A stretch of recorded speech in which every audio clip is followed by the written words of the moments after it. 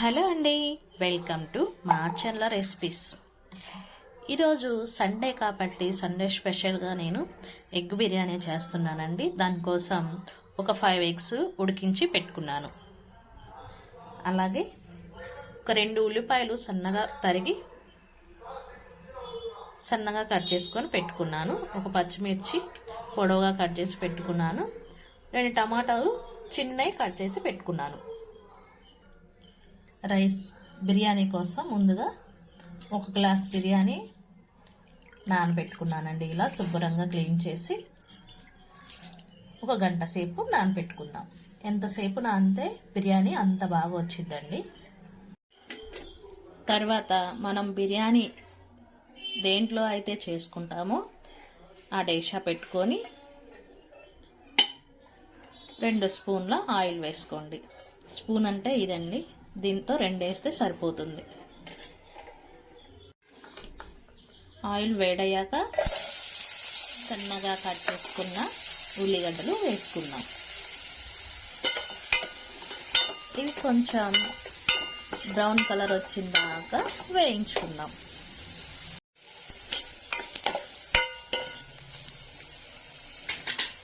ఇప్పుడు కొంచెం అల్లం వెల్లుల్లి పేస్ట్ వేసుకుందాం. అల్లం వెల్లుల్లి పేస్ట్ పచ్చి వాసన పోయిందాక వేయించుకుందాం.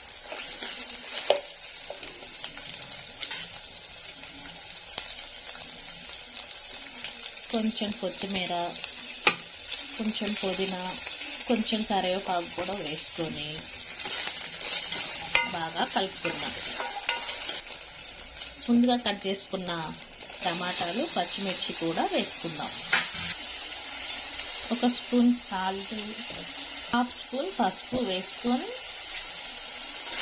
టమాటాలు బాగా మగ్గించుకుందాం. టమాటాలు మగ్గేలోపు ఇంకో పక్కన రైస్కి నీళ్లు మరిగించుకుందాం. మరి కొత్తిమీర, పుదీనా, కరివేపాకు, కొంచెం ఆయిల్ వేసుకుందాం. చూసుకొని వేసుకోండి. ఇందాకలా కర్రీలో కూడా వేసుకున్నాం. ఇక బిర్యానీలకు కావాల్సిన పదార్థాలు చెక్క, లవంగాయ, షాజీరా, బిర్యానీ ఆకు వేసుకుందాం. వేసుకొని నీళ్లు బాగా మరిగించుకుందాం. మరుగుతున్న నీటిలోకి నానబెట్టుకున్న రైస్ని వేసుకుందాం.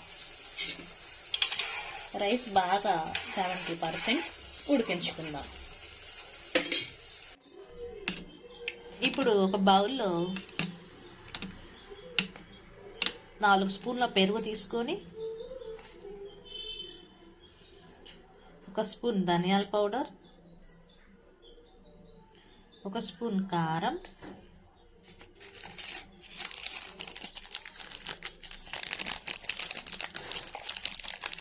1/2 స్పూన్ గరం మసాలా వేసుకొని బాగా కలుపుకుందాం.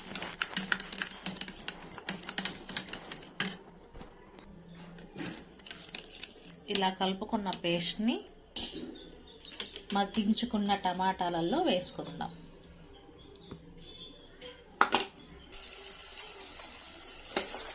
వేసుకొని కర్రీని బాగా కలుపుకుందాం.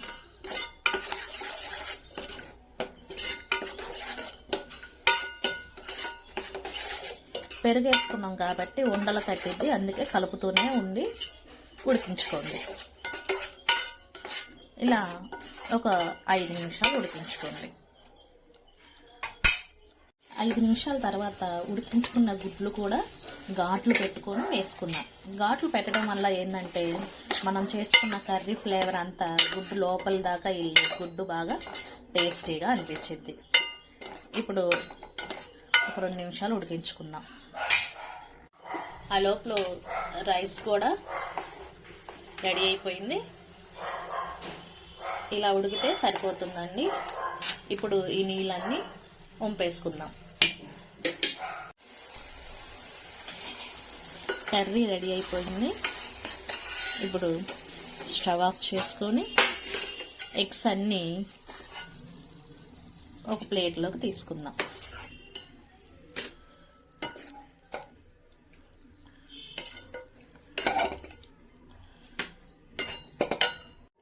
ఇలా ఎగ్స్ గ్రేవీ కూడా ఒక ప్లేట్లోకి తీసుకొని అదే డేషాలో కొంచెం గ్రేవీ ఉంచుకొని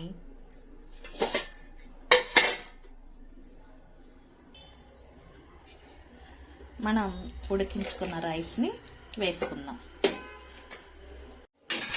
ఇప్పుడు మనం పక్కకు తీసుకున్న ఎగ్స్ను కూడా వేసుకుందాం. ఇలా విడివిడిగా వేసుకుందాం. ఇలా వేసుకొని ఒక స్పూన్ నెయ్యిని కూడా అలా పైన వేసుకుందాం. నెయ్యి ఉంటే వేసుకోండి, లేకపోతే లేదండి. కొంచెం కొత్తిమీర కూడా వేసుకుందాం. ఇక మూత పెట్టేసి ఒక 5 నిమిషాలు దమ్ చేసుకుందాం. 10 నిమిషాల తర్వాత చూస్తే వేడి వేడిగా దమ్ బిర్యానీ రెడీ అయిపోయింది. చూసారా ఎంత చక్కగా, ఎంత బాగా కుదిరిందో బిర్యానీ. మీరు కూడా ఇలా ట్రై చేసి ఎలా వచ్చిందో కామెంట్ చేయండి.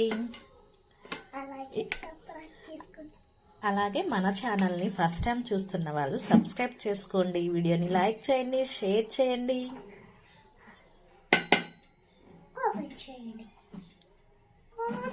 ఇంకెందుకు ఆలస్యం, వేడి వేడిగా బిర్యానీని వడ్డించుకొని తినేద్దాం. బిర్యానీ వేడిగా ఉన్నప్పుడే తినాలి, అప్పుడే టేస్టీగా ఉంటుంది.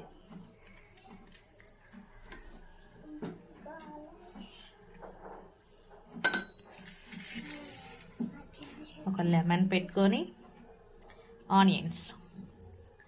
ఆనియన్స్ ఉంటేనే బిర్యానీకి మజా. దానికోసం పెరుగు చట్నీ కూడా చేశానండి. పెరుగు చట్నీ, బిర్యానీ.